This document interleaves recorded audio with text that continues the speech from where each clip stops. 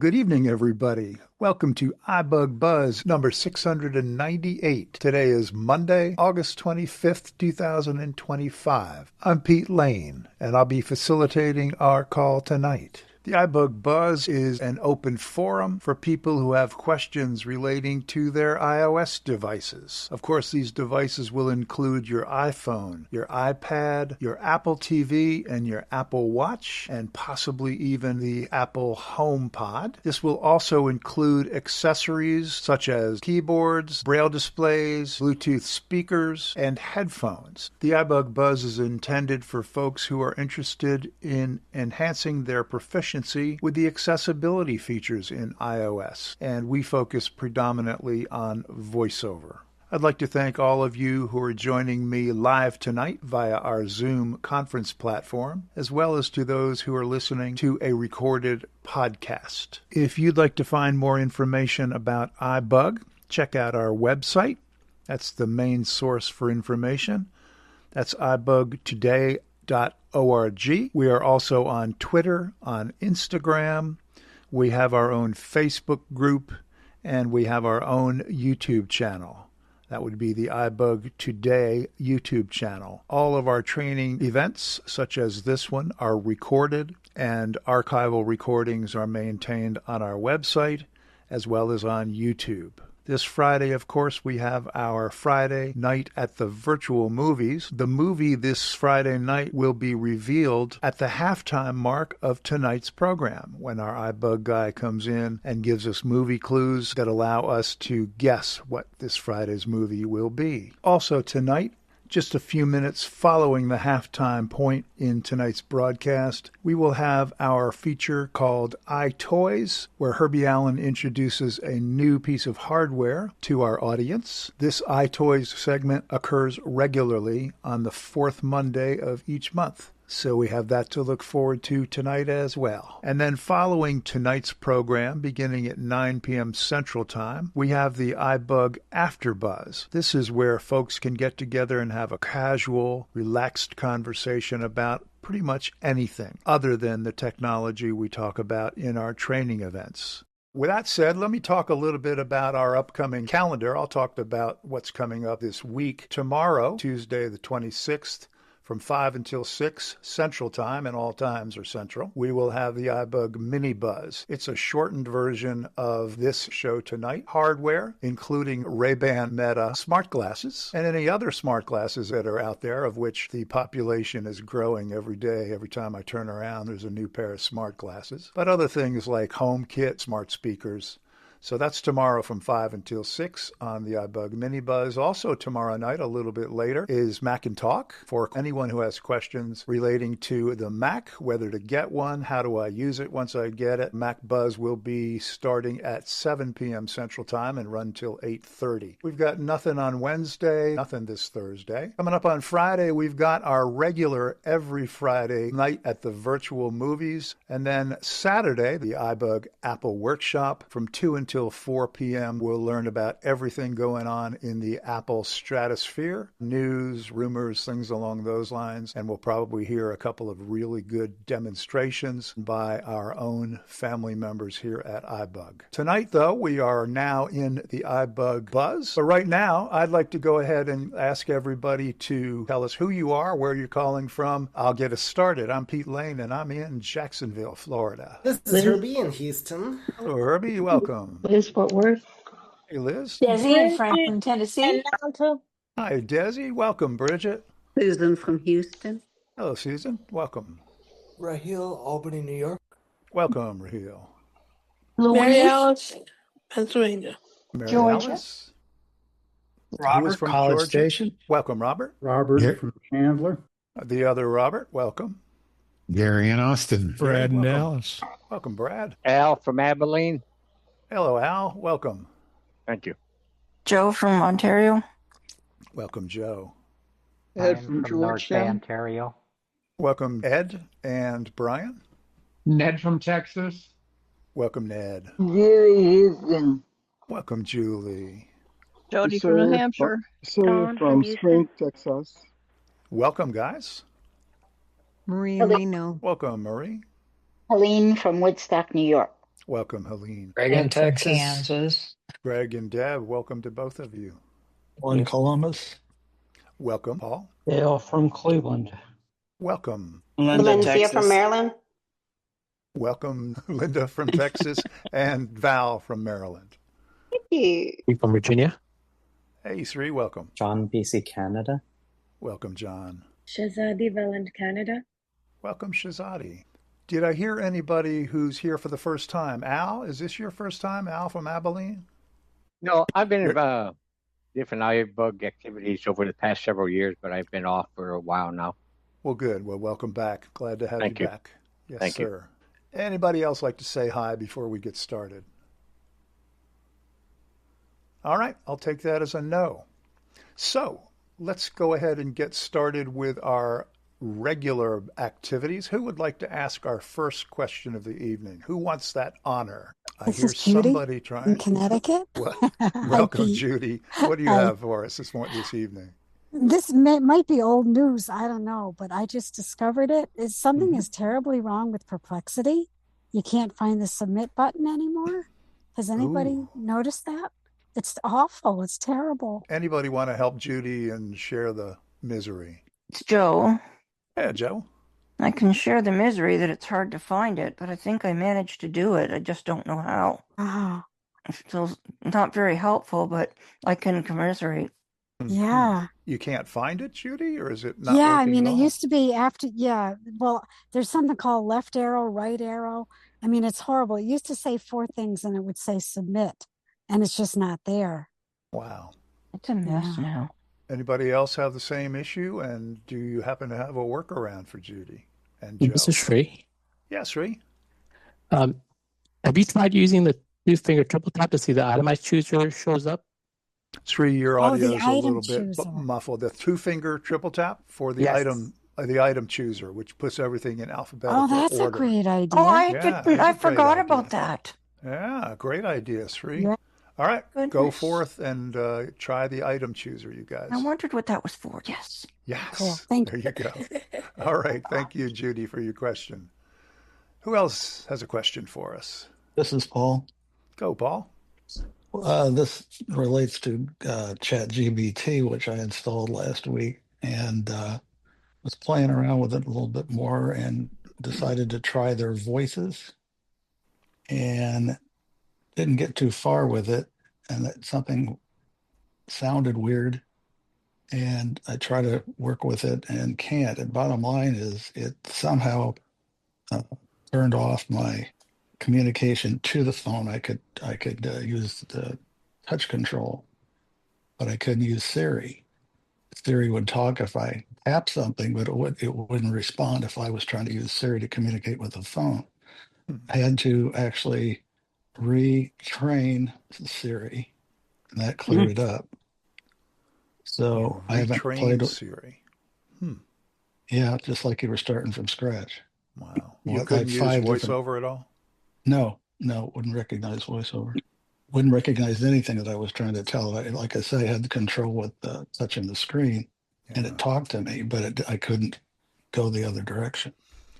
So I uninstalled it actually, and then reinstalled it after it had cleared Siri, and it works. It's fine so far. Is it okay? Did you use it prior to that with the text questioning, the text field? But as soon as you're turned on the voice thing, it went on the fritz. Yeah. Well, thank you, Paul. Has anyone else experienced that with ChatGPT and the voice commands? Maybe a cautionary tale for everybody. I just use the text field and dictate. I don't use the voice command thing.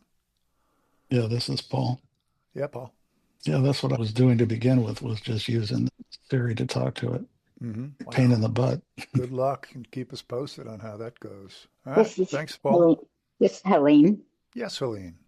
I don't know if this is a factor of the fact that my iPhone updated, but when I get a phone call, instead of saying the name of the person who's calling me, it's just listing the phone number.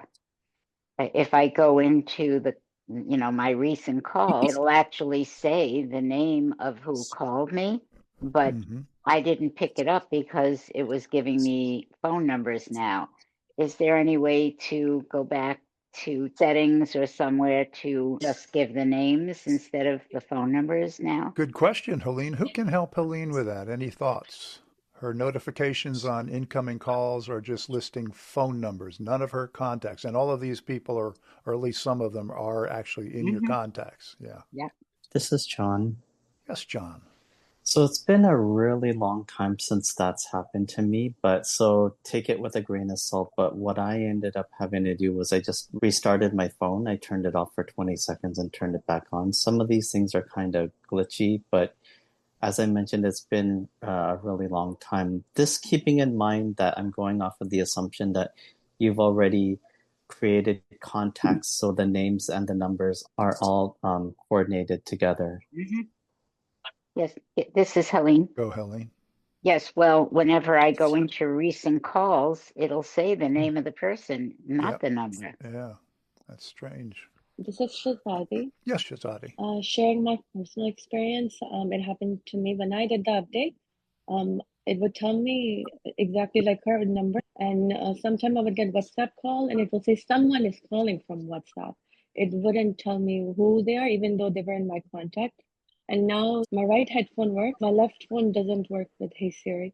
And this all happened after I did the 18 point something update. Yes. So these glitches do happen. Sorry to say this to you. This is the world of iPhone. Which my update iPhone was 16 it, Shazadi? started all these problems after 18.2. 18.2. Mm. And it has not resolved itself yet, and we're on 18.6.2. I'm on 26. I'm on 26, so that still hasn't resolved. So yeah. Yeah, the beta. And which did you update to, Helene? The last one the other day? 18.6.2. 0.2, which was yesterday, maybe. Yesterday. Does anyone else have a thought for Helene and or Shazadi? This is Jody. Yeah, Jody. Well, for what it's worth, I updated last night, and today it announced the names when I got incoming calls. So mine still works. I updated this morning, and I haven't gotten an incoming call. No comments, anybody. Yeah. Nobody likes me. Okay. Well, I'm afraid we're coming up empty, Helene. You might want to try the restart just for kicks, see if that clears something out. Good luck to you. Thank you. All right. Who's got a fresh question for us? Gary? Yes, Gary. Yeah, curious about the Syrian Chat GPT settings. What do I need to know about that?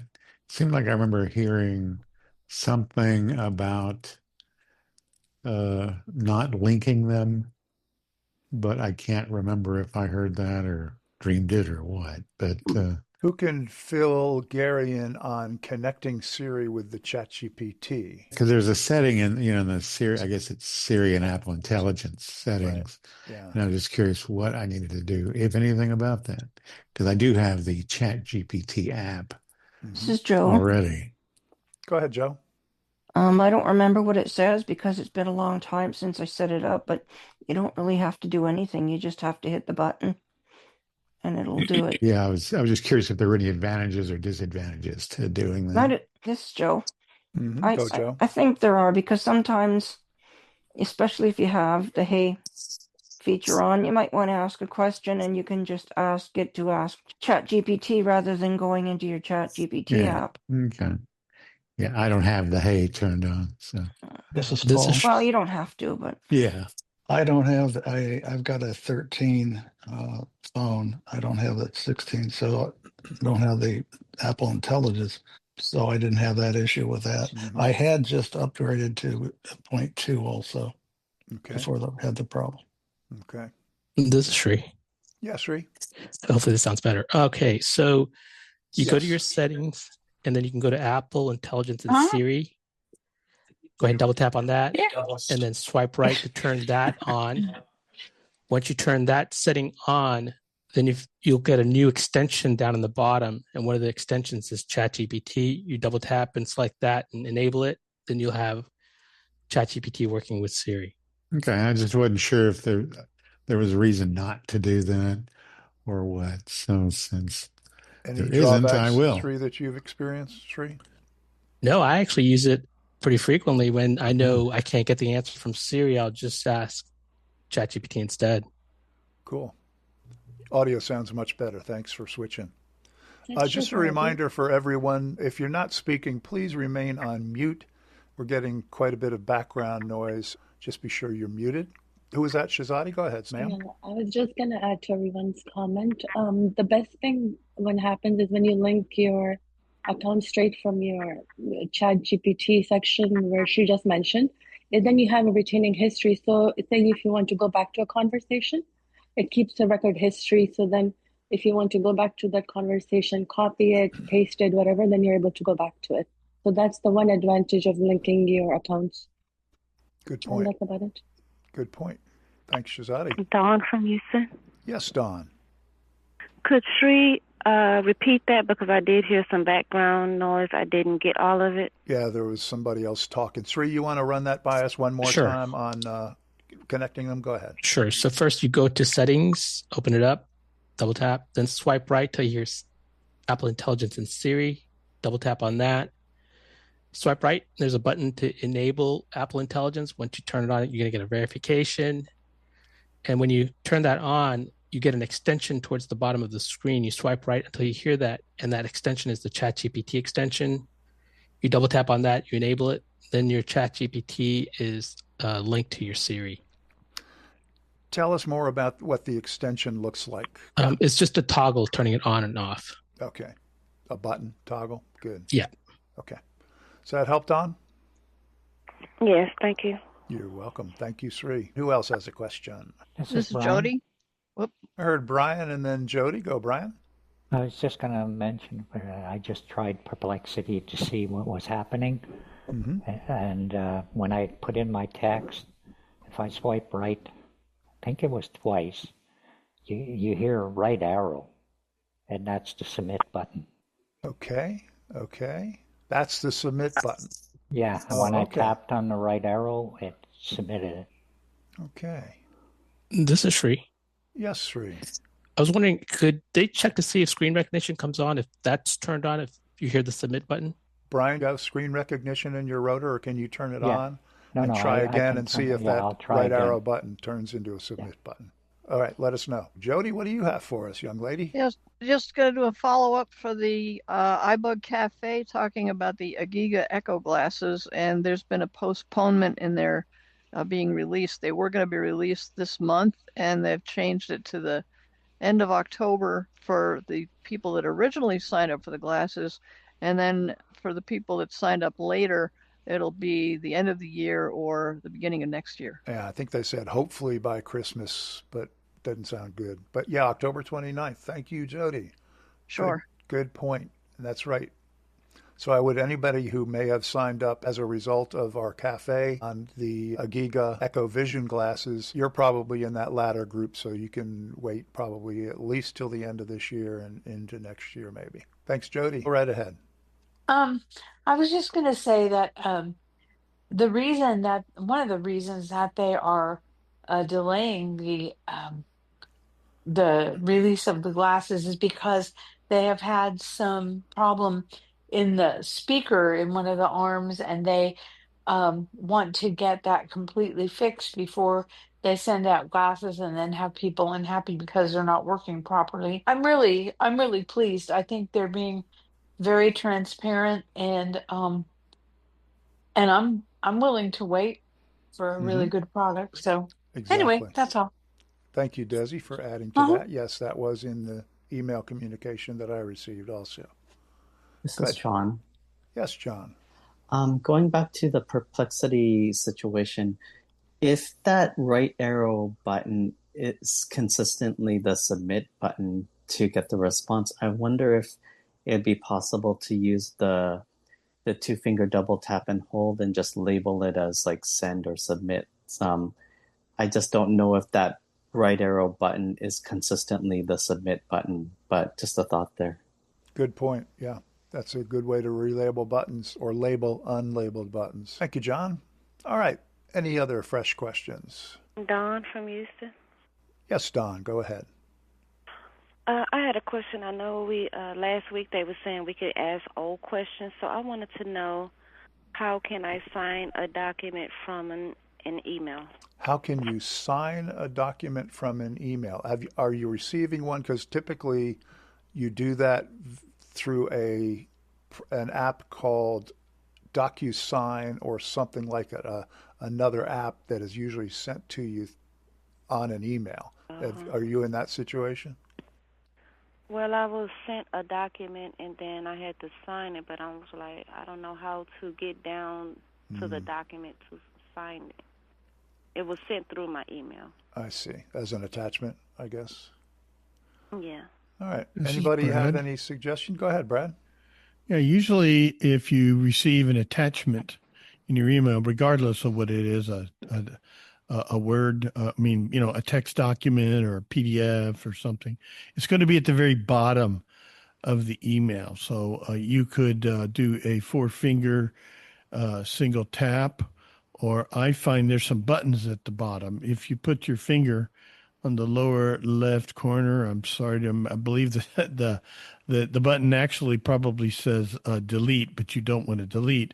Right. But if you just put your finger on that row of buttons and that far left-hand button and then swipe once to the left, that's going to take you out of the buttons and into the document area, and you'll be at the very bottom of the email.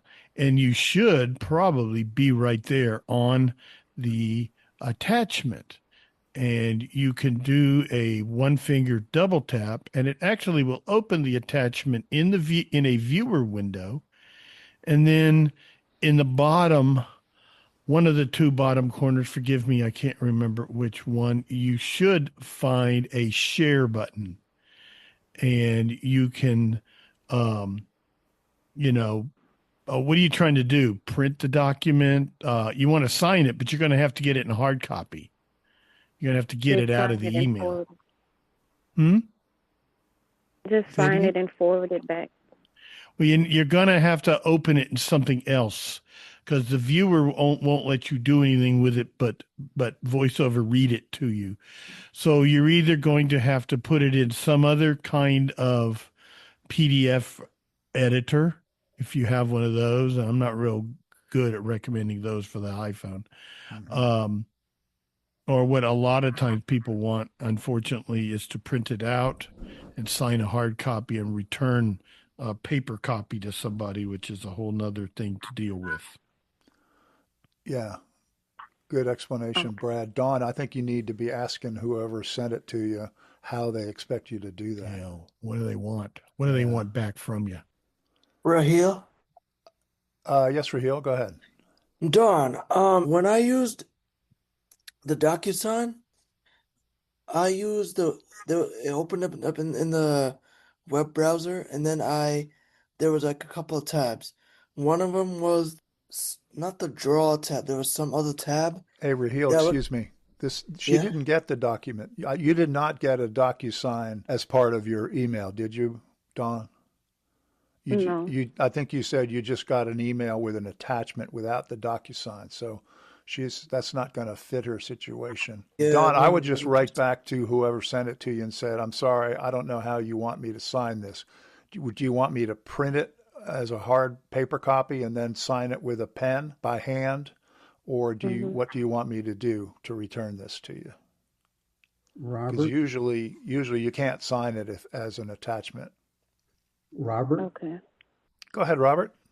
I've received attachments which I was supposed to sign. What I've had to do is I've had to open the attachment, which was usually a PDF, print it out.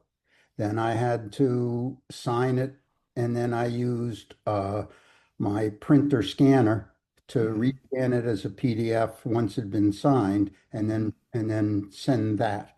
And that's the old-fashioned way of doing it without using DocuSign. If they just sent you a plain Word or PDF document or something like that, you're going to have to print it out and then scan it back in. And at least the printer that I have has a scanning camera scan right on as an app on my phone. So it worked and was fairly accessible. It told me when I had the camera framed on the picture, on the document, and told me when to press the button and copy it. So it was reasonably accessible. It was an HP app for the Okay. printer scan. The other Robert. The other Robert? Yes, sir. An addendum to what the other Robert just said. You could also simply sign the document, take a picture of that page, and send that picture back to the person, which would show your signature. Good point. That's becoming more and more common these days. So, Dawn, just to reiterate that last piece of advice, if you print the document if you have a printer, then you can sign it by hand. Then you can use your iPhone to take a photograph, a picture of it, and then share the photograph by sending an email back to the person who sent it to you. Okay. Sounds good. Thank you, guys. Yes, ma'am. Good luck. Thank you, everybody. Robert, and Raheel, and Brad. Only 2 Roberts. Sorry about that. All right. Fresh question, anybody? It's Brian. Yes, Brian. Back to us. Regarding Perplexity. Yes. I turned on screen recognition. All it told me was more when I got to it. No. Okay. No submit. How did you know that the right arrow is the submit button? I said it meant up arrow. It said when I went through it, and I just tapped on it to see, and it submitted it. Oh, okay. So it didn't say submit, you just trusted it and did it. Yeah. Wow. Pretty gutsy there, Brian. Good job. Well, I was testing it out because so it was the up arrow when you flicked. It was an up arrow, and do you remember how many flicks it was from the original? I think I had to swipe right twice, and then it said up arrow. All right. Well, for Which what it's worth, used to be where the submit button used to be. Oh, okay. Thanks, Brian. Appreciate that. Who else has got a fresh question for us? Or an old one? Yes, Raheel. So that's why, back to the DocuSign, the care manager that I have in New York State who deals with setting up my transportation, doing my life plan meetings every 6 months and things, they don't use DocuSign anymore, so that's why I have him print it out at his home and bring the paper to me to sign. And that's all I do. But anyway, if I use my watch for sleep tracking, the next day, sometimes if I charge it at 100 and then overnight it goes down to like 86 or 88 or whatever, I wouldn't know how to keep the battery maintained. Is there a way to keep it up to date or maintained? This is Jody. Yes, Jody. Yeah, Raheel, you mentioned this a couple of weeks ago. You know, your watch is still functioning during the night, even in passive mode, and that's why your battery is going down. And I think that's still a pretty good battery life to go the whole night and just be down to 89%. But that just indicates that your watch is still working during the night. You know, just like your phone is always working, even if it's locked. Oh yeah, because my phone is on the charger, and I thought like with the watch, it's like even though the watch is locked, it shouldn't be working like that. No, it's still operating. In other words, there's still a lot of things going on in the background. As you know, it's like if you keep your phone in your pocket all day long and you don't take it out of your pocket, your battery life is going to be lower because there's still functions that are going on inside the phone, even though it's locked. So it's not going to stay at 100%. There's nothing wrong with your watch or your phone to do that. Oh, okay, gotcha. Thank you very much, Jody. Thank you, Jody. Thanks, Raheel. All righty. Who's got another question? This is Deb. Yes, Deb. Go ahead. So I have a question. If anybody else has ever noticed this, or if this is even a real thing or just kind of a strange thing. In my mail app, and I use Yahoo, but I'm using the native Apple mail app.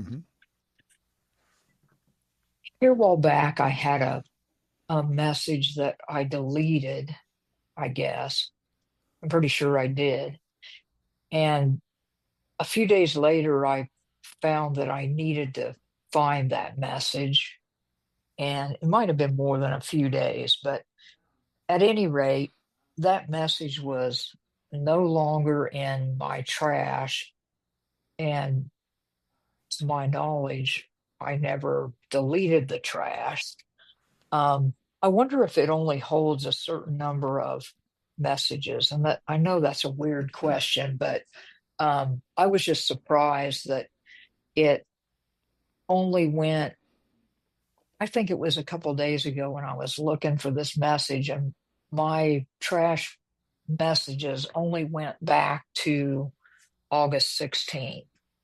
So it wasn't very far back. And I looked all over in the mail settings, and I didn't find a setting anywhere that deletes them after a certain amount of time, like the Messages app does, for instance. Just wondering if anybody knows if that automatically dumps after, like, say, 50 messages or. This is Brad.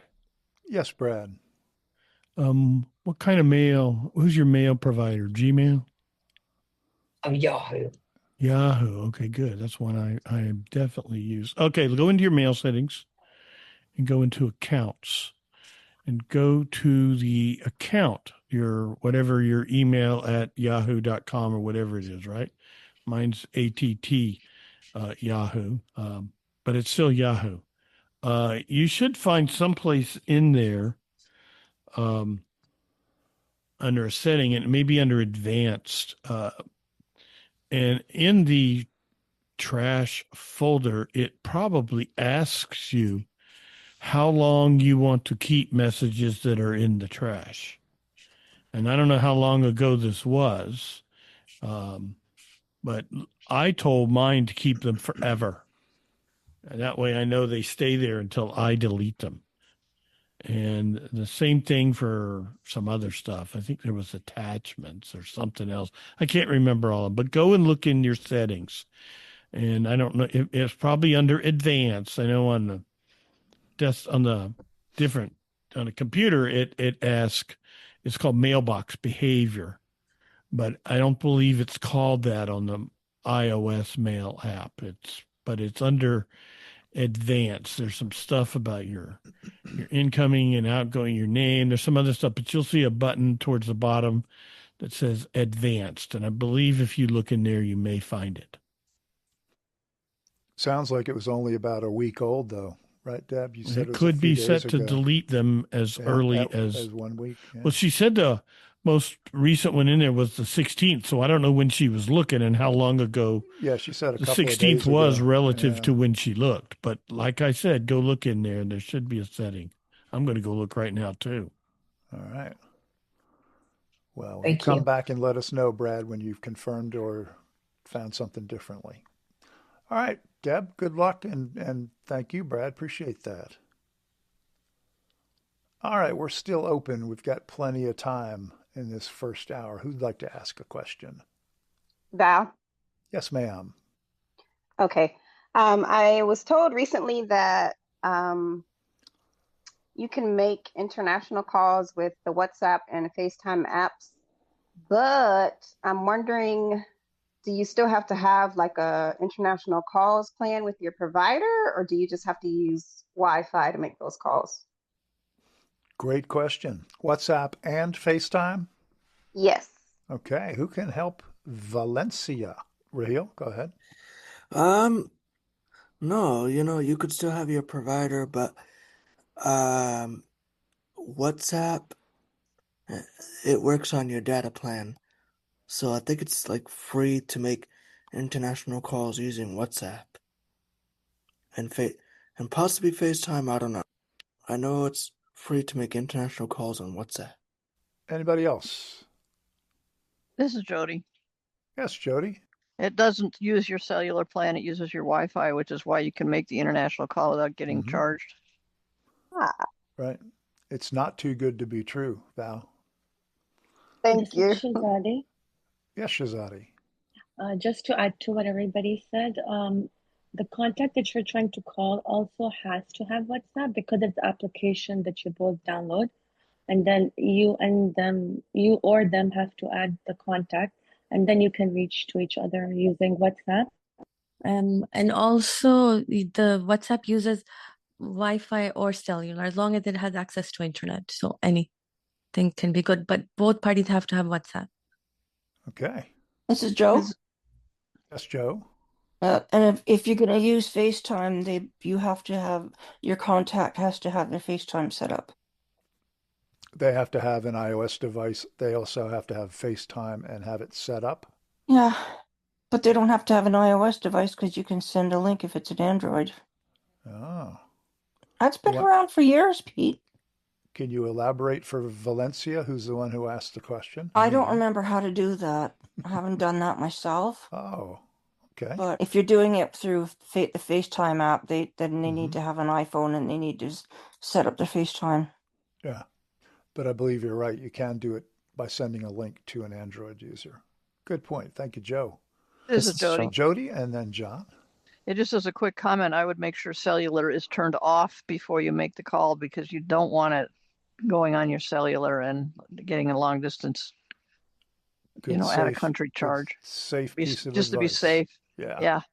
What'd you have, John? Yeah, so I don't remember the exact steps, but I know I think even WhatsApp introduced the WhatsApp link, but the idea is that when you create a link, it'll give you options like you can share the link through the share sheet, like messages, email, etc., and then so the user can connect through their preferred method. And I think Jonathan Mosen did a podcast demonstration, like I don't remember whether it was Mosen at Large or Living Blindfully at the time, but I remember he did do one at one point.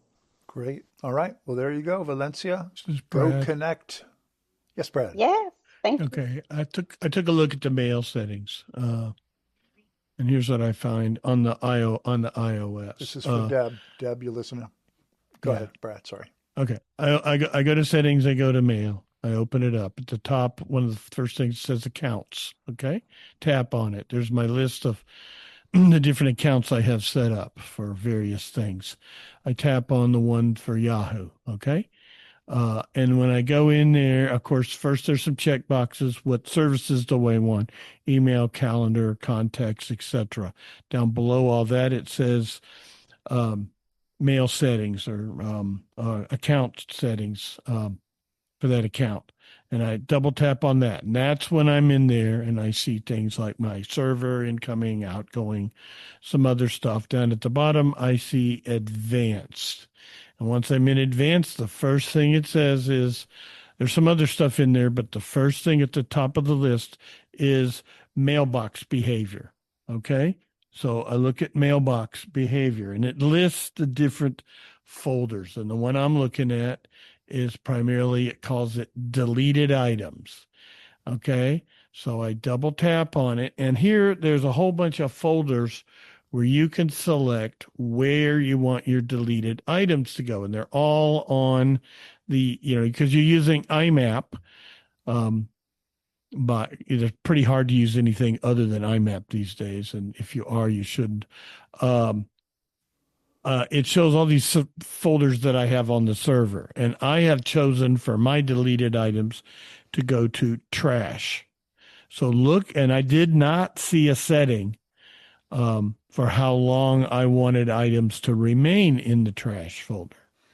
So I was mistaken on that. But what I'm suggesting you do is go in here and look and see where you are sending your trash. I know, like, if it were Gmail, that's why I asked if you were using Gmail. Gmail wants to put everything in the archive folder because they don't ever want to get rid of it. They want to keep whatever you do forever. So, but look in here and see where you're sending your trash, your deleted items, is what they're calling them, when you delete a mail message. And go look and see where it's going. And you might find it may not be going where you think it's going, is what I'm saying. So look at it. That's it. Now, I had a question. Would that folder also appear in your mail app under one of the folders? Like It if may it's be going to your calling trash? it deleted items, but Uh-huh. what you have picked, and on mine, actually, mine does say trash, Uh-huh. but they're calling it in settings deleted items. What are you doing with deleted items? So, Right, right. but I know when I look at mine and I look at my list of folders, I see inbox sent items, all inboxes, things like that. And I have a trash folder under the ATT Yahoo account, and it says, and that's where my trash is going. And I set this up so long ago, I don't remember what Yahoo's default was or any of that. But it calls it deleted items, and my deleted items are going to trash. So I'd take a look at yours and see what you got set up. Raheel? Yeah, Raheel. Brad, is that the same for Gmail or like is that like deleted items too? This is Brad. Yes, Brad. I would look at your Gmail account and look at it. I have a Gmail, but I don't have it set up on my phone. But I do know from experience, Gmail wants to put your deleted items in the archive folder. So I believe most likely you are going to find under advanced a mailbox behavior settings under Gmail as well. I know it's that way on the computer, but go and check how yours is set up and see what you see. There you go. This Good is point. Ed. Thank you, Brad. Yes, Ed. This Yeah, I was just wondering, Brad, can she search through those folders, or does she just have to scan through them to find her email? This is Brad. Yes, Brad. Actually, I believe you can. Usually when I use search, I'm searching my inbox because there's only like 3,400 items in there. And I'm trying to catch up with Sandia, but I'm still behind her, so I got a ways to go. But yes, there is, when you do search up at the top of any mailbox folder, there's a search, and you can double tap put focus on it and activate it. And it will ask you, I believe, what you're searching. And the default is always the current inbox. But I know I've heard in there, there's something, the current mailbox or all inboxes. Or So all you could select all mailboxes, actually. all mailboxes, Yeah. excuse me. That's what it calls it. Yeah, folder, mailbox, same thing. Yep. But they call them mailboxes. Yeah. So you can search all mailboxes and search for the item you're looking for. Yep. You can search by keyword, sender, keyword in the subject, something like that. And you may be able to find it that way if it's there. Let's check That's a in good with point. Deb. Deb, are you with us? Yes, I'm here. Did you search, when you did your search for that mail, I assumed you used the search feature, and did you set it to all mailboxes? I did, and it was coming up with nothing. Nothing. No, so that's why I was wondering if it completely dumped it somewhere. Left your phone, right? Yeah. Yeah, because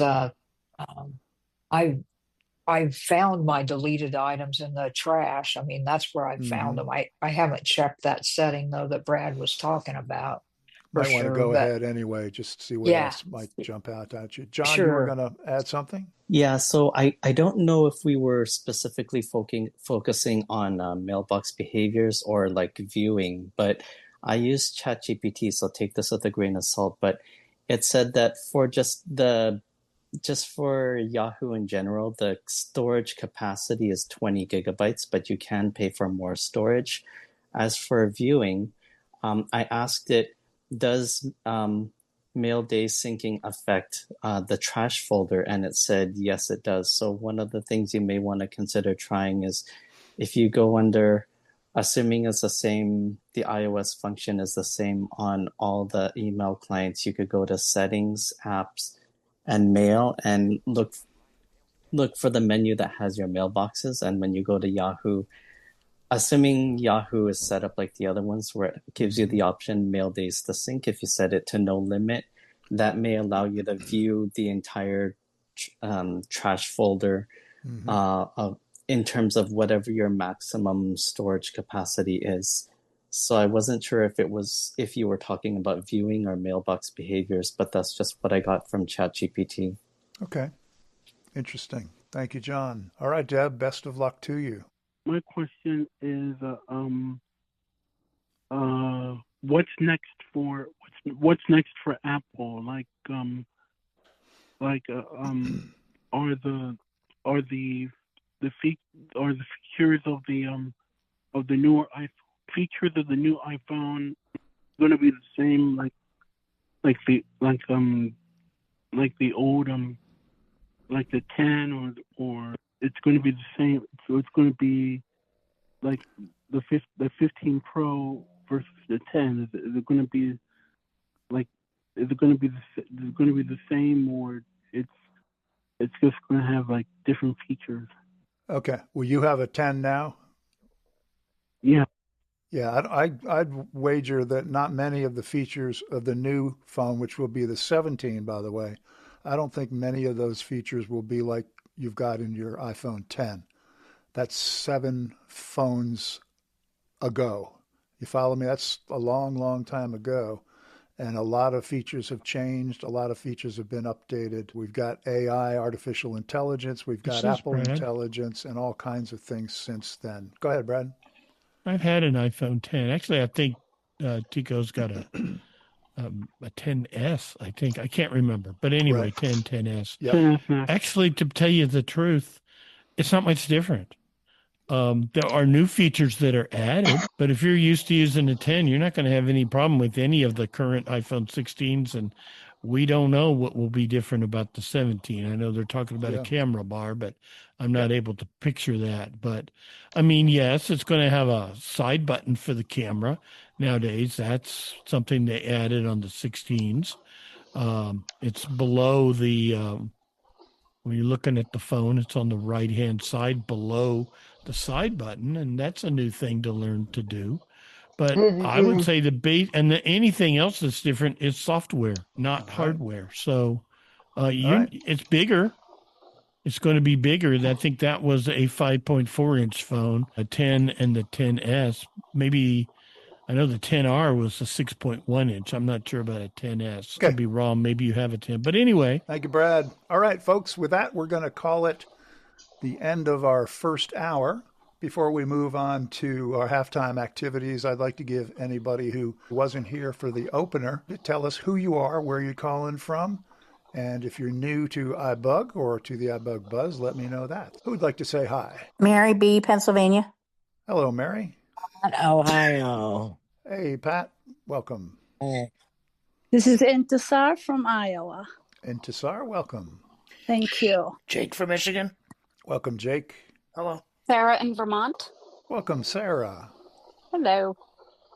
Elizabeth from Newfoundland. Hello, Elizabeth. Hello. Gloria from Houston. Gloria, welcome. Anybody else? All righty. Well, welcome to all of you. With that said, we would like to go to the feature of tonight's show, but the halftime feature, to learn about what movie will be upcoming this Friday night at our virtual night at the movies. And as I mentioned earlier, pre-movie activities begin at 7 p.m. Central. Movie time starts at 8. And we will learn tonight from our iBUG dude. What you got for us there, guy? Hello, everyone. It is so great to be here. I'm Ned with the clues to solve life's persistent weekly question. What's the movie? And before we begin to solve life's persistent weekly question, there are some guidelines to follow. One is to please state your name and wait to be recognized. Number 2, you have 1 guess per clue. Number 3, if you've answered correctly within the last 3 weeks, you are ineligible to participate. Number 4, we have esteemed members who are in the bullpen, and they will be invited to play if needed. And lastly, please keep your background noise to a minimum because we are all unmuted at this time. Okay, so to solve Life's persistent weekly question. Clue number 1. Our film this week takes place in California in the early 20th century and is based on a novel by the same name. California, early 20th century, and based on a book by the same name. Valencia. Yes, Valencia. Is it Murder in the First? Murder in the First? Yes. Murder. Gosh. Murder. Is that like Murder in the First Degree? Precisely. No, that's not the movie this week. We're not going for murder. Okay. Robert? Yes, Robert. Grapes of Wrath. The Grapes of Wrath. Boy, that's another good choice. The Grapes of Wrath. It's California, 20th century. There's a book. It fits, but not this week. Not this week, Robert. We've seen it. Yes. Anybody else for clue number 1?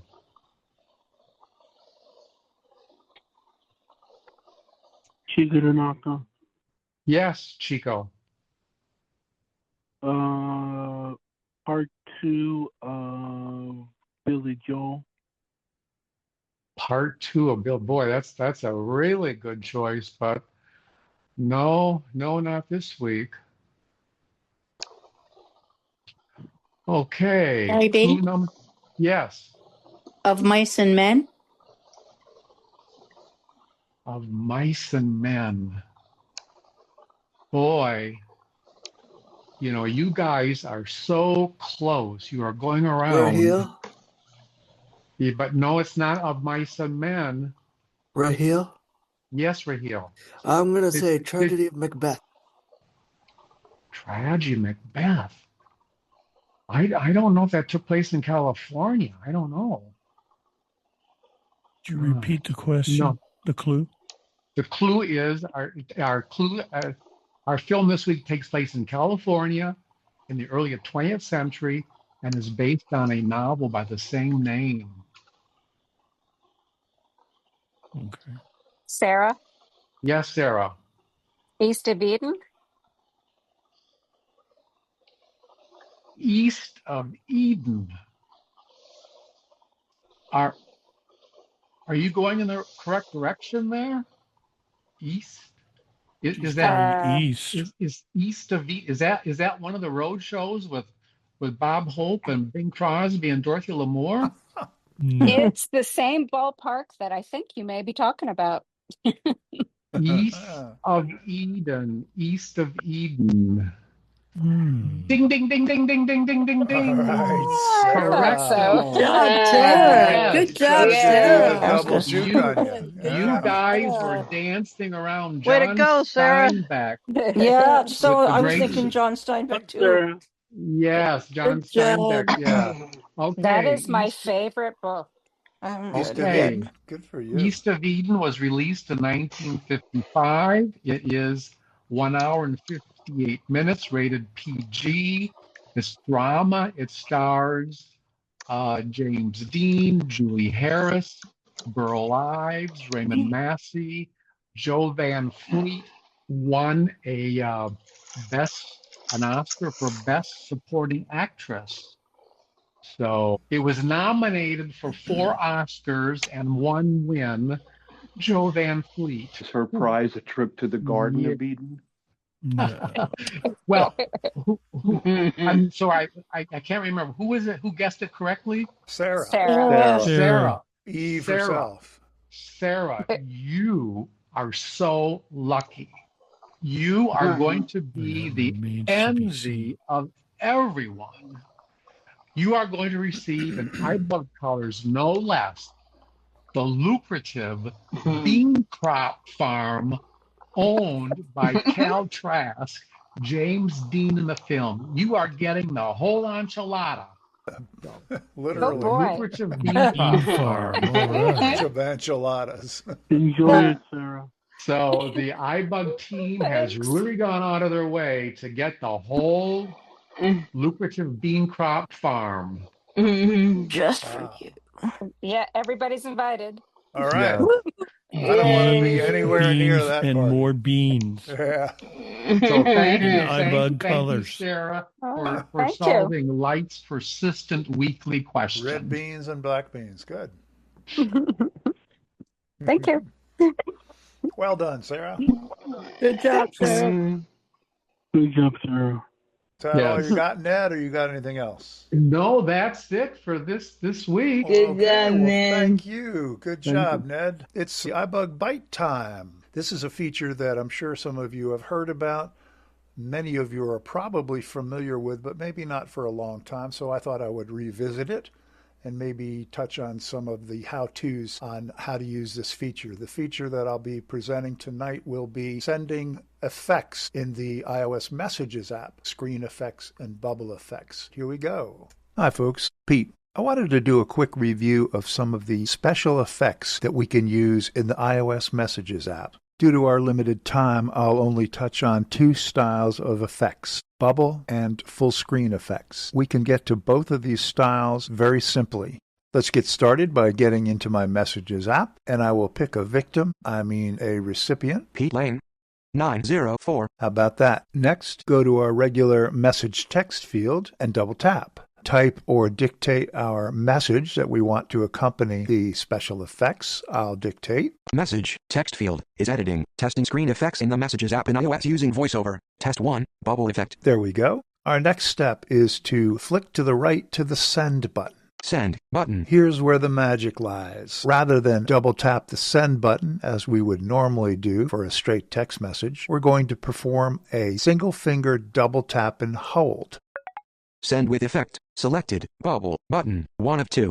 This opens up a new screen. Send with effect. Here are our two styles of effects. Bubble, which is selected, and flick to the right. Screen. Button. 2 of 2. Screen, which is our second choice of effects. Let's take a look at what bubble effects are available. Slam. Button. Loud. Button. Gentle. Button. Invisible ink. Button. Close. Button. Let's go back to the slam effect. Slam. Button. Here we go. Click to the left and select it. Send with slam effect. Button. One finger double tap. Message. Text field. Is editing. iMessage. Character mode. Insertion point at start. Now, I hate to burst your bubble, but these bubble effects do not have an associated voiceover description. They are purely visual. The recipient will see them if he or she has vision. So any one of these bubble effects would be good to send to your sighted friends. But let's move on to the screen effects, which do have a full voiceover description and even some audio effects. Let me get to my next message field. Message. Text field. Is editing. I'll dictate again. Test 2, period, screen effect. Test 2, screen effect. Swipe right to our send button. And remember, instead of doing our one finger double tap, last time we did a single finger double tap and hold. But there is an option. We can also perform a one finger triple tap, which will also bring up the send with effect screen. One finger triple tap. 1, 2, 3. Send button. Send with effect. Let's swipe right again, and we'll see that our bubble is still selected by default. Selected. Bubble. Button. 1 of 2. And we need to change that, so I'll flick once to the right. Screen. Button. 2 of 2. Single finger double tap here to select it. Selected. Send with effect. So the second option, our screen effects, has been selected. What we will see from here will be specific full screen effects. We will no longer see the 4 effects when we had previously selected the bubble. So let me swipe to the right. Echo. Copies of the message bubble echo across the screen, expanding and shrinking as they rise and swirl then disappear. Echo effects is the first of 8 different effects, and it is the default effect. But let's keep swiping to the right. Page 1 of 8, echo, adjustable. We heard page 1 of 8, adjustable. Adjustable means that it's a picker item, and if we flick up with one finger, we'll advance to the next page. So I'll do that. Page 2 of 8, spotlight. Page 3 of 8, balloons. Page 4 of 8, confetti. Page 5 of 8, love. Page 6 of 8, lasers. Page 7 of 8, fireworks. Page 8 of 8, celebration. Now that's as far as I can go by flicking up, so I flick back to the left and I get my close button. Close button. Flick left again, and I get to what is currently selected, which is the celebration. Send with celebration button. Double tap, and it sends. Send with full screen effect. White light bursts from the top right corner as sparks rain down the screen in a celebratory deluge. Let's go listen to another effect. Message, text field, is editing, insertion point at end. I'll dictate, screen effect again. Insert a screen effect again. Send, button. I'll do a single finger double tap and hold again. Send with effect, selected, bubble, button, 1 of 2, screen, button, 2 of 2. I want to try another screen effect, so I'll select this one, single finger double tap. Selected, send with effect. Swipe to the right until we get to our list of 8 again. Echo, copies of the message, send with echo, button, close, button. I think I want to try lasers this time. I'll flick up until we get to lasers. Page 1 of 8, echo. Page 6 of 8, lasers. Here's lasers. Now I'll flick to the left, past the close button. Send with lasers, button. 1 finger double tap. Send with full screen effect. Multicolored laser lights sweep across the screen, scanning up and down. So there we go. A couple of screen effects that you can use even as a voiceover user. There are some other effects that you can send in your iOS Messages app. We can review those in a future iBUG Byte. And now let's open it up for questions. Go ahead, Annie. Hi, Pete. The other one for the bubble. Are you able to tell me, please, what do they show? The slam, gentle. I mean, do we know what they look like? I want to, send it to a sighted friend. I always wonder what they are. I don't think you can find a description of those bubble effects in the app. This is Pete coming back after the buzz. I asked ChatGPT to describe the bubble effects, and here's the response. Yes, I can describe the 5 bubble effects that are available in the iOS Messages app. These are special animations that apply directly to the message bubble itself, not the whole screen. Since you are blind, I'll describe them in terms of how sighted recipients experience them, so you'll know what effect your message has. 1. Slam bullet. The text bubble slams down hard onto the screen, shaking the conversation a little. Bullet. A puff of dust briefly appears around it, giving the impression of force or impact. Bullet. It feels like the sender is emphasizing the message strongly or urgently. 2. Loud bullet. The text bubble briefly grows very large and shakes, almost as if it's being shouted. Bullet. Then it quickly shrinks back to normal size. Bullet. This gives the feeling of someone raising their voice for emphasis. 3. Gentle bullet. The bubble starts out very small and faint, almost shy. Bullet. It slowly expands to normal size and gains its full color. Bullet. This feels like someone sending the message softly, with care or hesitation. 4. Invisible ink bullet. The bubble is covered by a shimmering, sand-like static effect that hides the text. Bullet. To reveal the text, the recipient has to swipe or rub their finger across the bubble. Bullet. After a moment, the cover slowly returns if they stop interacting. Bullet. This is often used for secrets, surprises, or playful suspense. New message, text field. Can you describe the effects the recipient receives when you send a message saying, Happy birthday, Happy anniversary, Happy New Year, Happy Chinese New Year, and pew pew? Great question. Yes, those specific phrases automatically trigger screen effects in iOS Messages without you having to choose them manually. Here's what the recipient experiences when you send each one. 1. Happy birthday balloon emoji. Balloons rise from the bottom of the screen, floating upward behind the conversation. Bullet. They look like colorful party balloons filling the screen. Bullet. This creates a celebratory, festive feeling. 2. Happy anniversary confetti ball emoji. A shower of confetti falls from the top of the screen.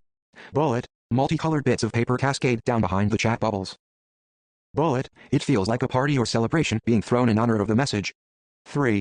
Happy New Year fireworks pictorial card emoji. A fireworks show goes off in the background. Bullet. Colorful fireworks explode across the entire screen, one after another. Bullet. The effect lasts several seconds, like watching a mini firework display. 4. Happy Chinese New Year firecracker emoji. Red fireworks and golden spark bursts light up the screen. Bullet. The colors are traditional festive red and gold, tied to Lunar New Year celebrations. Bullet. It's visually similar to fireworks, but styled for Chinese New Year. 5. Pew pew rainbow emoji. A laser light show sweeps across the screen. Bullet. Bright, colorful laser beams streak from side to side, mimicking sci-fi blaster beams. Bullet. It's playful and feels like an arcade or Star Wars style effect. I hope this added information from ChatGPT helps to clarify what those bubble effects and the other associated special effects look like to a sighted user. Raheel? Yes, Raheel. So you're doing the screen and the bubble. What is the difference between the two of those, and what's the one finger double tap and hold gesture called? I'll take the second question first. It's called the one finger double tap and hold. It also brings up a shortcuts menu, but in this case, it evokes the send with effect screen in your messages app. There's an alternative gesture, which is a one finger triple tap. So you just tap with one finger 3 times. The two effects are, as you said, the bubble and the screen effect. Used to be called the full screen effect. The bubble has 4 different effects, and as I mentioned, those are only visual, so there won't be any audio voiceover accompaniment or audio effects that we can hear. The screen effect, on the other hand, has 8 individual effects, and all of those have a voiceover description. So if I send you one of those 8 effects, the screen effects, you will hear the voiceover description. For example, when we sent the laser, it described a screen full of lasers shooting lights in different directions. And you also heard a sound effect for the laser, which was a how's that sound? Sound like a real laser? Yes. Raheel? Thank you. Anyway, thanks, Raheel. Who else has a question? This is Marty. Hey, Marty. When you send the bubble, is it accompanied by the Lawrence Welk theme song? No, you remember, Marty, I said no sound effects.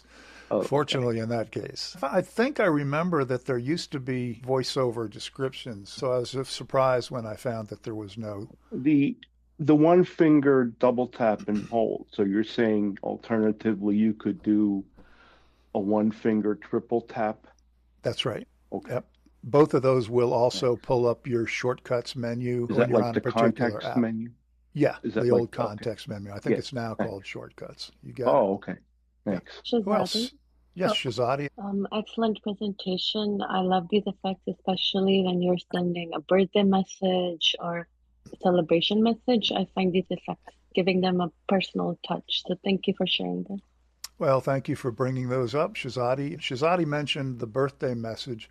There are other effects that can be sent by voiceover users, and those are automatic. When you send a message, type a message or dictate a message that says one of the following 4 phrases. Number 1, happy birthday. Number 2, happy anniversary. Number 3, happy new year. Number 4, happy Chinese New Year. And actually number 5, the words pew pew, and those are spelled P-E-W, P-E-W, that's P as in Pete, E-W. Those are the sounds that we make when we try to emulate a laser, except for my impersonation of a laser earlier. But pew pew and those other 4 phrases, those will automatically send a graphic message special effect to the recipient. And those will not have any voiceover accompaniment. Yes, Pat? When you do the tap back, you can also do custom where you can select other stickers. Emojis, So, right? yeah. But there's just 8 of those voice described effects. Yeah. You can only pick from those 8 options. That's and it will tell you what they are as you are going through them. Right. There are only 8 of them. That's correct. This is Inni. Yeah, Annie?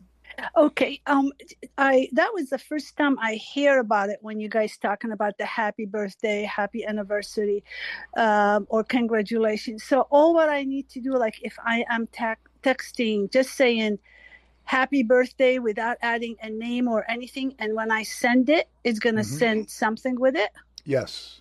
Yes, it will send like one of those balloon effects. Now, if I put, does it have just to say happy birthday? Can I put the name of the person also? Will still do it? All I've read is that those phrases. This is Joe. Okay. Yeah, Joe. I don't think it will. I've tried doing that. Yeah, I think you're right. You have to just put happy birthday and then it will do it. Okay, thank you. Oh, that's cool. Yeah. Shazadi. Shazadi. Something I was gonna say, when you say you're wanting to send a bubble effect and you want to know what it looks like. So I have iPhone 16. So what I just do is I press the side button and I say, ask ChatGPT what the screen says. and then I share my screen with ChatGPT, and then it tells me what's on the screen. I find that very helpful Okay. for those that want to know what something's looking like on their screen. All right. So that's something that I do. Thanks, Shazadi. Joe, you had a question? Yeah, I had a comment actually. If you write Happy New Year, it'll send the fireworks. I have a ball doing that every New Year's. Yeah. And Happy Chinese New Year, too. Oh, that's right too. Okay. Yep. I have And a Pew Pew. yeah. Oh, which one does that? Oh, sorry. Pew Pew is P-E-W, Yeah. It's Oh, the it'll do the laser. It'll Okay. do the laser. Yeah. Right. Who else? Val. Yes, Val. Okay. You introduced me to these text effects. I haven't used them in years. And I was wondering about the bubble and that if it doesn't have the voiceover description, that's disappointing. Yes, But it when you is. talk about the shortcut, the one finger triple tap, do Mhm. you have to have, does voiceover need to be focused on the send button or does it need Yes. to be in the, okay. Yes. And it's either Okay. the single finger double tap and hold or the one finger triple tap. But it has to be on the send button. So where you would normally go to send your message, you would do a single finger double tap, but instead you do this different tap. Yeah. Thank you. Yes, ma'am. Anybody else? Yes, Mary Alice? I just wanted to say the effects happen to me on accident sometimes. I don't plan it that way. Since I'm just learning the phone, it just happens. Well, I am told that it does not work if you type happy -birthday. Maybe that's what you're doing. You're just so used to typing that hyphen. I'd received a text that said the volume of my iBUG Byte was very low. Did you guys experience that? In It which was at case, I first and then it apologize. raised up. Did it? I'm Yeah. sorry about that. I had some trouble with that the other day with some of my music too, so I need to learn to restart my music player before I do that each time. So sorry about that, guys. The Byte will be available in the recording of this, which Julie usually gets up within a few days. Any other questions? Yeah, this is Jake. I have a question. Yeah, Jake, go ahead, sir. Do you have to write effect before you select the effects? Or can you just put an effect in with your message? You don't actually put anything in the message other than whatever message you want to send. Okay. Yeah, you can just say, "Hey, how you doing today?" and that's all you need. Has nothing to do with what's in the text field. Okay. When you get to that send button, if you do either the single finger double tap and hold or the one finger triple tap, that's what triggers the send with effect screen, and then you get to choose between bubble or screen. So it doesn't matter what's in the text field. Okay. Okay. Thank you. Anybody else? Yes, sir. Well, This all is right. Amy. Thanks. Yes, Annie? Would you please repeat the other one, the happy, you said there were 5 of them. Happy birthday. Happy birthday, Happy New Year, Happy Anniversary, Happy Chinese New Year, Pew Pew, which is P-E-W, P-E-W, and congratulations. Thank you very, very much, Pete. You're welcome very, very much. All right, let's move back into our regularly scheduled program. Who would like to ask a question? Anything to do with iOS? This is Herbie. Yes, Herbie? I wanted to clarify a couple things that were mentioned earlier about FaceTime. First of all, if you generate an external FaceTime link, the other person can have any type of device. It doesn't have to be an iPhone. It can be Android, or it can be a web browser on a computer. So, okay. Just wanted to clarify that. Also, I think it was Jody had mentioned if you turn off cellular data, you would not incur any long distance charges or anything like that. The cellular data for the phone is cellular for your phone is different than your actual cellular data. So if you were to turn off your cellular data and use your phone, even with Wi-Fi calling, it still uses your carrier plan. So, but your cellular data for anything internet-based like FaceTime or WhatsApp is completely separate. Gotcha. And I'm now you just could go noticing... to another country and incur international charges, with roaming, but that's a whole other can of worms. So, look at the clock, everybody. Yes. Today is our 4th Monday of the month, which means what, Herbie? It means that you get to hear more of me, unfortunately. That's right. It's time for iToys featuring Herbie Allen. I'll hand the microphone over to you, Mr. Allen. Go Oh, right thank you, ahead. thank you, thank Yes, you. sir. You're too kind. All right. So we're going to switch from software to hardware and talk about a device, a keyboard actually, that I recently saw on the AppleVis, and it actually kind of looks pretty cool. So I don't have this, though if anybody does and would like to speak about it in a minute, then you'll be able to do so. We're going to talk about the Nuffy V3 keyboard. And this has a rating of 5 stars. And let's take a look here at the design. It's a bit of a heavy-duty keyboard, about 1.6 pounds. And it's a Nuffy V3 Air 75 keyboard, by the way, just to be exact. The keyboard has a couple of switches on the front. One lets it alternate between using it for the iPhone versus the Bluetooth for Windows. The other one is 3 different modes of connectivity: wireless, wired, or off. And these switches, according to these, are very easy to feel. The keys feel very good. It's designed to be a very sturdy keyboard to work with your phone. It has the ability to control different angles. It has different legs that you can fold and unfold to adjust the typing angle. It's a black aluminum case over a plastic bottom. Sounds like there's ridges on the keyboard to make it easier to hold, or it can sit nicely on your lap.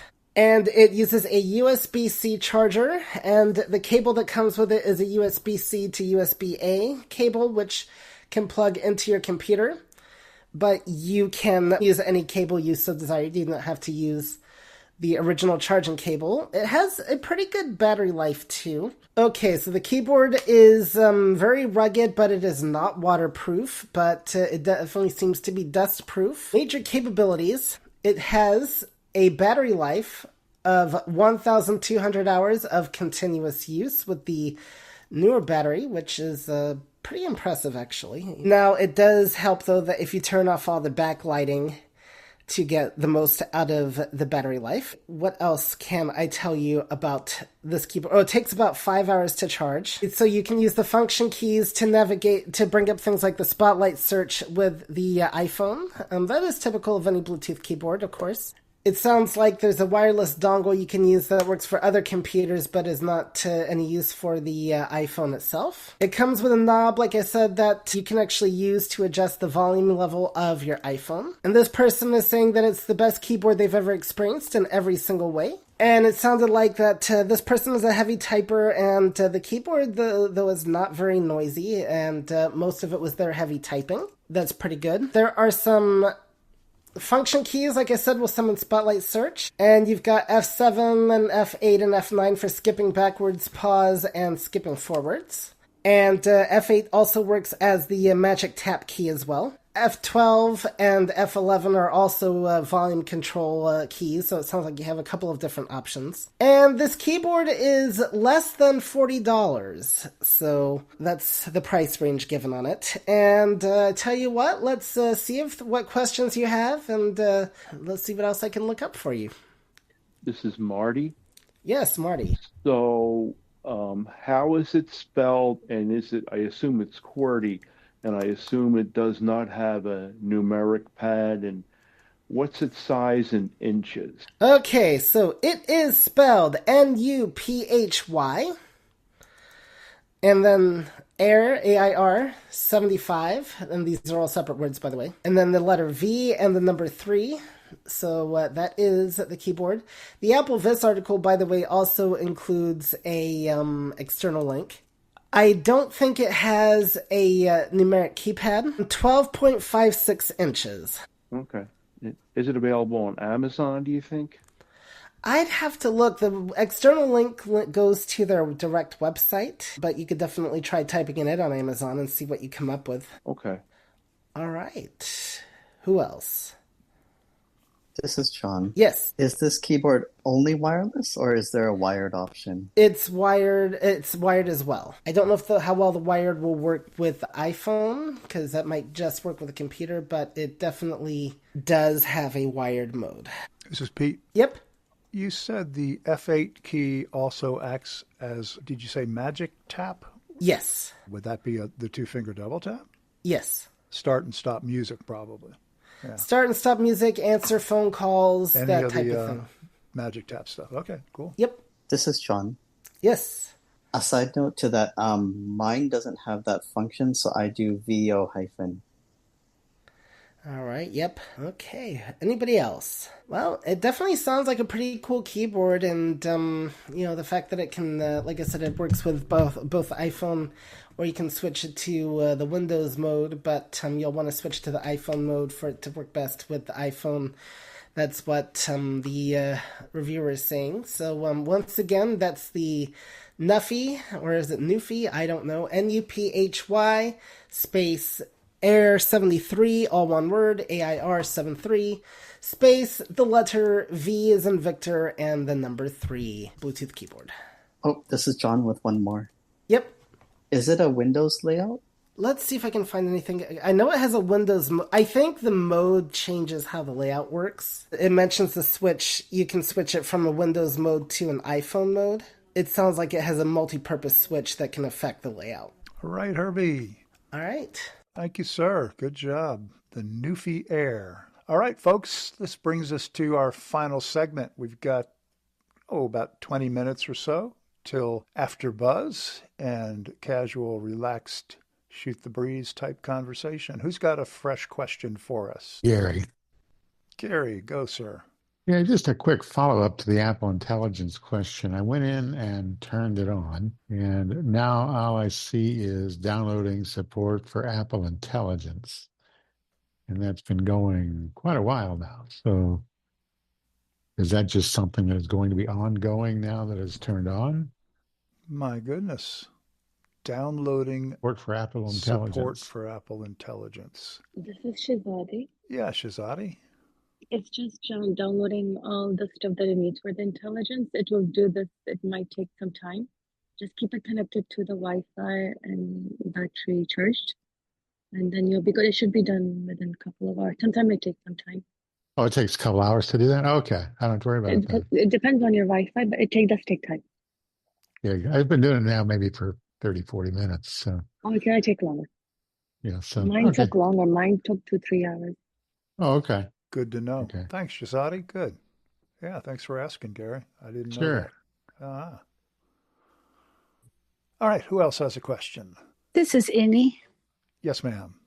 Okay, well, I have 3 questions, but I'm just going to ask one at a time and give other people time to ask questions. That's nice of you.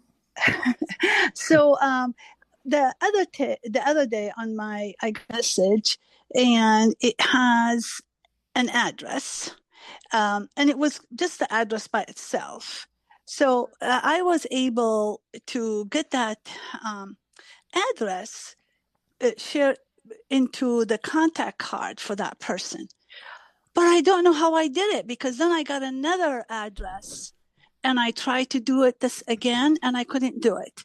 So can you tell me how I can, if I get just a straight address without any, how can I add it to an existing contact? Yes. Oh, please. Good question. I did it once, and then later on, I couldn't figure out how to do it again. This is Jody. I have no idea. Go ahead, Jody.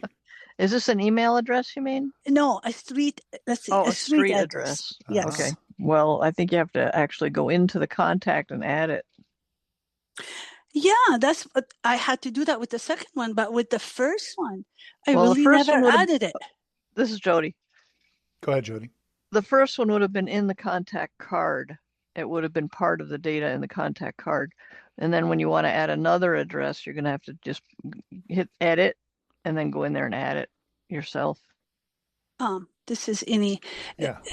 No, 2 different people. And the first contact card, it did not have a street address. So I don't know what I did. I inserted and it said go to existing contact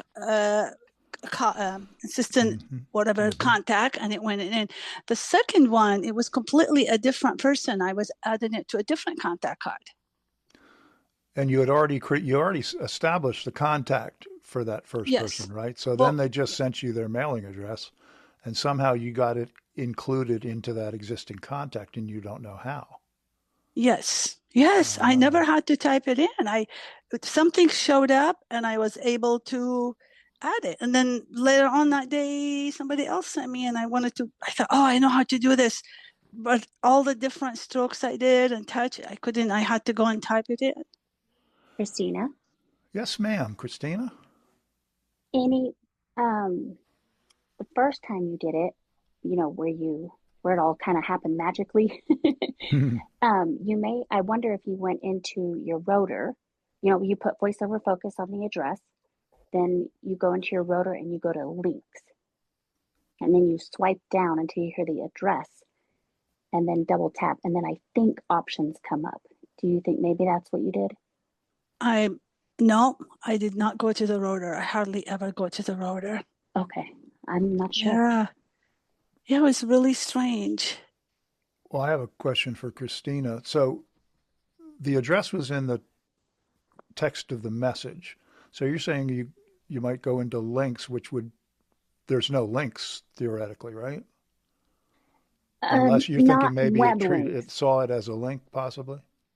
Yeah, it's not necessarily a web link, but so like if someone texts me a message and there's a phone number in there, I go into my rotor until I hear links. I swipe down till I hear the phone number, and I can double tap and then call.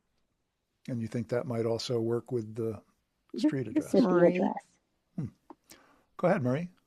Yeah, I want to make sure that I absolutely know. So you have the contacts already in there and you want to go back into that contact and put in an address, a street address. Is that correct? Yes, correct. I have the contact card with all their information, but I did not have their address. Okay, so go to your contact and be sure you click on edit. But that street address field is not going to show up, but you should find a link in there somewhere where it says add address. And you have to click on that to get the fields to open up so that you can enter the information. Because it's not going to automatically show up. It's not going to be in the contacts, not going to be showing until you can click that add. I don't know if it's add address or add street address. But try that. I think her problem lies more with getting it from the body of a text message over into the contacts. This is Sarah. Yes, Sarah. Thanks, Marie. I think that sometimes it has to do with the email or the text that you've received. There are times, like when I can add something to my calendar and it's super easy. And then there are times that it's been input into the email in a different way. Sometimes if I can get that address onto its own line, so that there's no other wording, like the address is : space, and then the address. If you can get that address onto its own line, maybe, I don't know, maybe the magic will happen again. Yeah, I think you're right. Because I just remember now the first one, just the address. The second one, it did have the address is, and then and then it started. Because for some reason I flicked and it showed me where it says add to existing contact, and I said yes, and then it went to I did do the search edit and I put the name and it took it right in. But I think you're exactly right, Sarah. There's maybe something extra was in that. Yeah. Well, try that. How about that? Christina? Thank you, Sarah. Christina. Thank you, Sarah. Just one other thought is it possible that the first time it worked that someone actually sent you their contact card?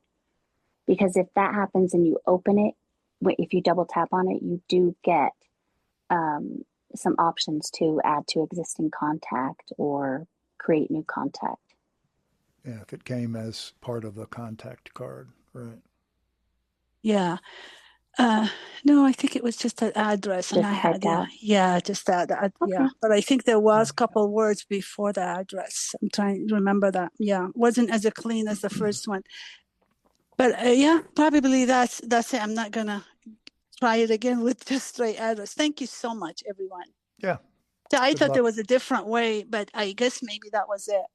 Okay. Well, you This can is always go Greg. back to copy and paste This is and then paste Marty. it into the context. Greg, you're up. Go ahead, sir.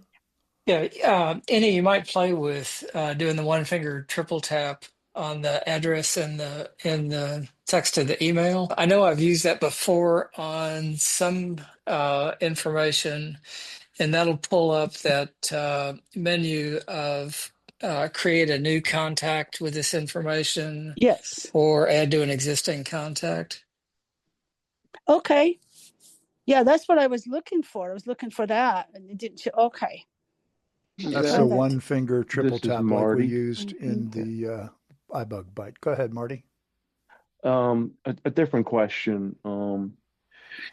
Is the oxygen sensor for the watch, will that be in, can you enable that after you download 18.6.2, or aren't you able to enable that until watchOS 26?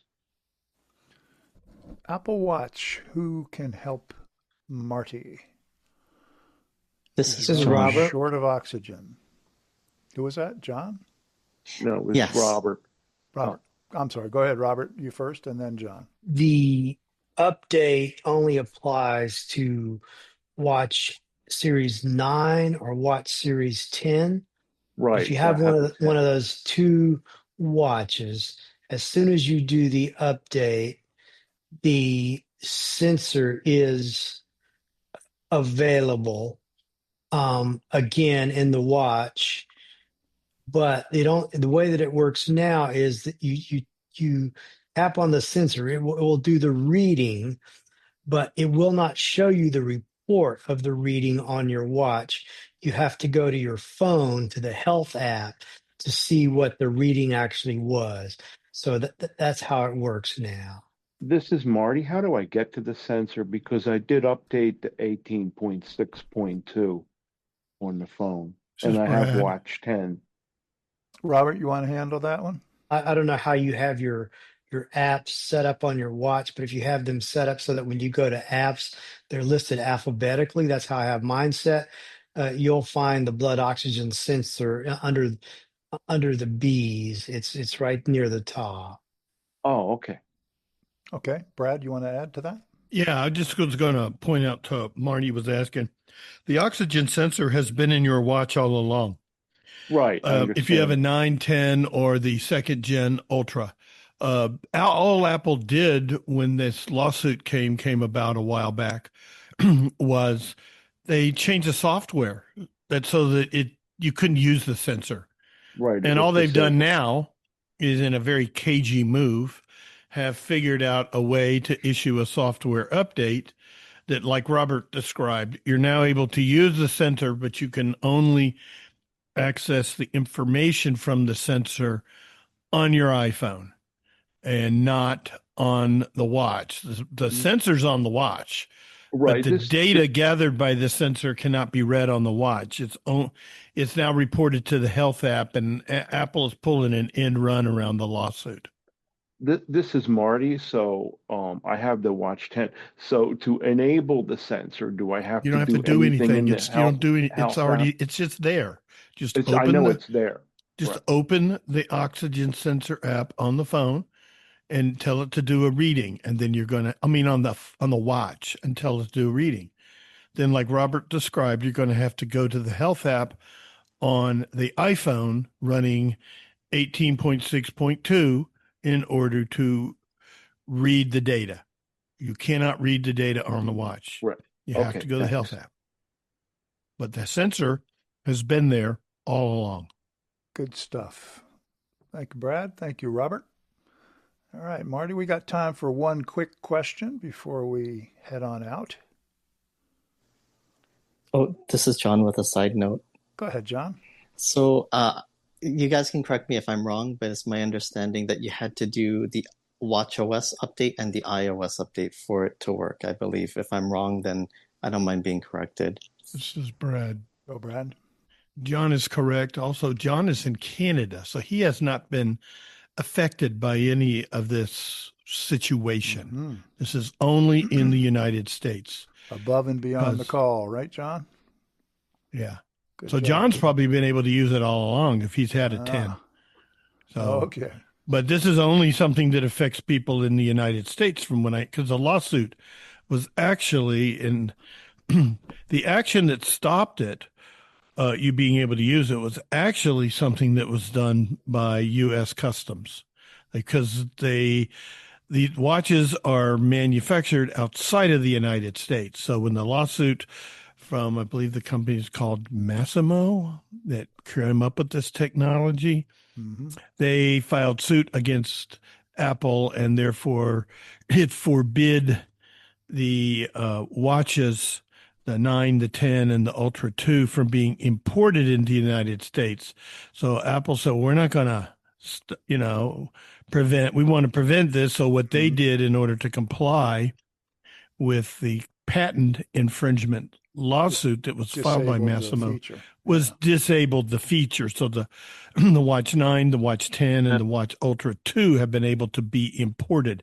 So now they figured out a way using software to do an end run around the lawsuit and enable the feature. Now this company is now suing the United States government. And from what I've read, by the time the lawsuit works its way through the courts, and they're not looking for money, they're just looking, I don't know what they're looking for. But the patent expires in 2028. It's going to expire before the lawsuit makes its way through the courts. So very, very, very clever of Apple. Yeah, good point. All right. Thank you, Bradford. Marty, thank you, sir. That will wind it up for tonight's program. I'd like to thank you all for joining us and for your active participation. Just a reminder, coming up this week, tomorrow afternoon, that's Tuesday the 26th, from 5 until 6, we have the iBUG Mini Buzz. Talk about hardware, home kit devices, smart speakers, Ray-Ban Meta smart glasses, and other smart glasses. That's from 5 to 6 Central. Later tomorrow night, from 7 until 8:30, we have Mac and Talk. And any questions that you have regarding the Mac are fair game. Nothing on Wednesday, nothing on Thursday. And then this Friday, we will be joining all of our friends here at 7 p.m. for the pre-movie activities. Movie starts at 8 p.m. Central to be followed by movie discussion and movie trivia. Friday's movie will be East of Eden, a John Steinbeck novel, starring James Dean and a host of other stellar actors. On Saturday, we've got Apple Workshop from 2 until 4 Central, all about Apple, what's going on in the news, and a couple of good tech demonstrations. And then we'll be back here next Monday, same time, same bat channel.